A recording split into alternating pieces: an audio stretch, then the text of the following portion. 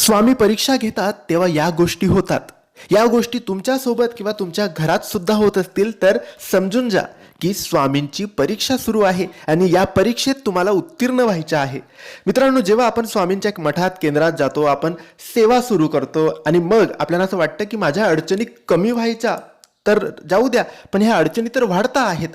माझे पैसे कुठेतरी अडकले, पैसे मिळत नाहीये, घरात कटकटी सुरू आहेत, मी जेही काम करतोय त्यामध्ये मला अडचणी येत आहेत, जास्त येत आहेत, सेवा सुरू करून जास्त येत आहेत, किंवा मी जीही सेवा करतोय त्यामध्ये सारखे विघ्न येत आहेत, सेवेमध्ये खंड पडतोय, आरोग्य खराब होत आहे, सेवा पूर्णच होत नाहीये, पारायण करतो, मंत्रजप करतो, काही ना काही विघ्न येते, मंत्रजप करायला बसतो तो डोक्यात अनेक विचार येतात.